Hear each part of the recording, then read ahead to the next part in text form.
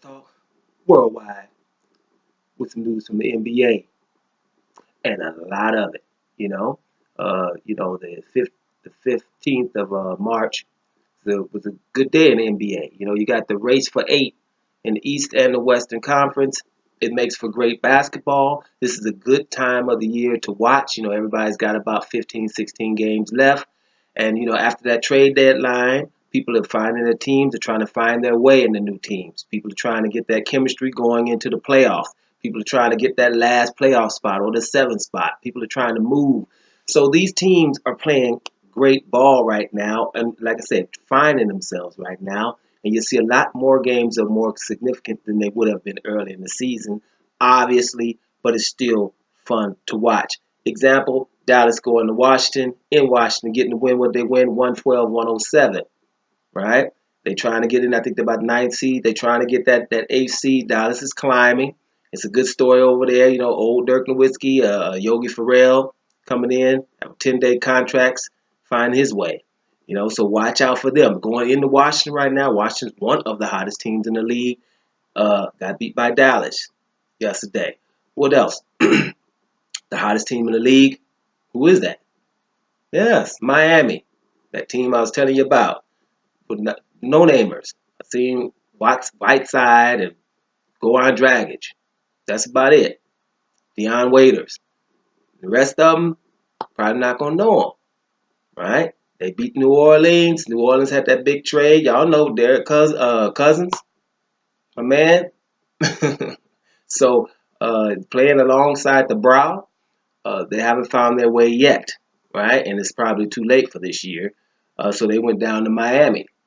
So, you know, that's another team. Miami's right on that ninth, 10th seed. They're on their way, you know, because they've been winning of late. And you don't gotta be careful with a team like Miami because the fact these guys have no names, if they make the playoffs, they're going to have the psychological edge against anybody. Said it before, I'm just saying it again. You know, people that are not expected to do well can just play. Everything they do after making the playoffs is cream.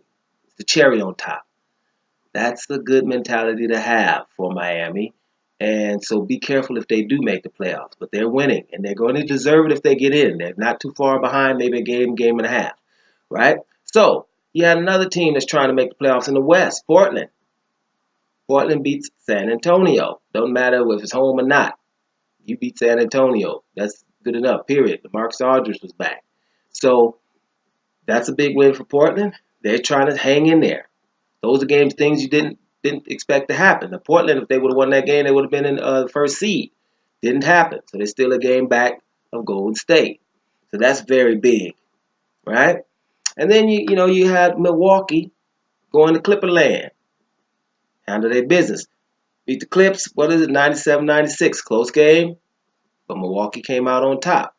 I told you Milwaukee's a team to watch earlier in the season, but I was thinking I didn't expect Jabari Parker to get hurt again. I was hoping that Middleton comes back and then they're healthy and then they're going to cause anybody problems in the playoffs. Well, they're the seventh seed right now because Middleton is starting to find his way again. And once that happens, they're going to be pretty formidable to whoever they play in the playoffs, the second seed or third seed, wherever they land. You're going to have a problem with Milwaukee, and that's without Jabari Parker. If he were to come back, then seriously, I see them doing a lot of damage in the Eastern Conference. So you got to keep your eye on Milwaukee. As for the Clips, losing again, you know, they haven't been playing well since the All-Star break. I think what I'm seeing, obviously, what I always say is you got to get Jordan involved more in the offense, giving him the ball and living with the few mistakes he's going to make because he can finish with both hands. Give him the ball. He started to even make a few free throws, but I was like, even if he's not making his free throws, it's about getting the other team in foul trouble. Imagine a team having to double team DeAndre Jordan. I think that's the primary thing they would have to work on.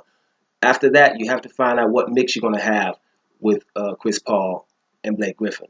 When Chris Paul is playing, Blake Griffin is not as aggressive as he should be. And his talent level, he's not using all of his tools. And one is which getting the rebound and pushing the ball and making decisions with the ball from the power forward position. He's great at that. I think he should still find a balance when Chris Paul is playing. Chris Paul has a tendency to come to the ball when the ball is rebounded. Doesn't matter who gets it. He's got to learn to just go on and run and fill that lane. Chris Paul can play off the ball. Chris Paul is a genius. He can play from wherever. He'll figure it out. But for Blake and for the Clippers, he has to remain aggressive in transition. That's a strength of his. And most of the times, not all of the time, because you got some athletic fours now, but most of the time, he's going to have an advantage athletically on the four position, and they have to make sure that this man is aggressive and play off of that. And then they might be okay. They have to find this out before the playoffs. But a couple of big stats. Here's a stat, from a man, the Greek freak, Antetokounmpo, right? The Greek freak could become the only player in the history of the game to be in the top 20 in the top 5 statistics. What is that? Points, rebounds, assists, steals, and blocks. In the top 20 of all categories. He's close to making that this year. That would be something huge for him. That just shows, that's a tribute to his versatility. But while we're giving tribute to versatility, he can also be only the 4th player in history to be to lead his team in all 5 of these categories. It's only happened 4 times in the league, because you have to be very, very versatile to do so. You're talking points, rebounds, assists. Then got the nerves to be in steals and blocks, number 1 on your team. Then you're doing it all, right? And the 4 players, one of them you might know, LeBron, right? Then you had Kevin Garnett. For those that didn't see a young Kevin Garnett, oh yes, I can imagine that. Garnett. And then, you got to go ask your grandfathers. Go ask your grandfathers about a man named Dave Cowens, right? Make sure you get a man, you got a little time. It's going to take him about 7 to 10 minutes to explain to you who Dave Cowens is.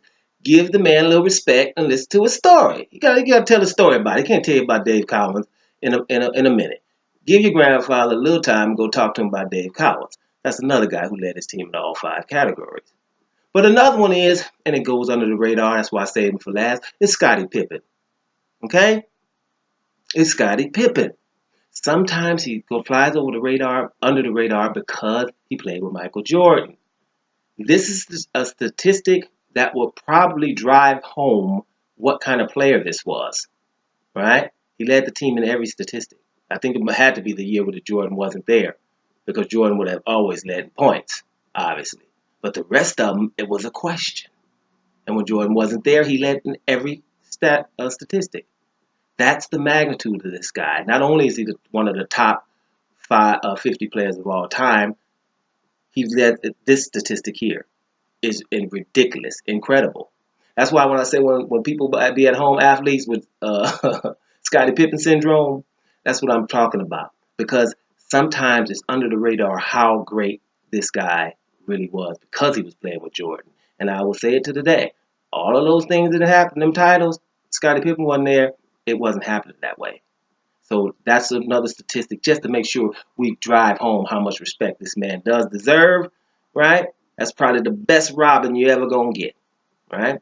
So that's the night in the NBA. It's a lot going on. Let's sit back and enjoy these playoff races, don't you think? Doma Sports Talk Worldwide, and I'm up out of here.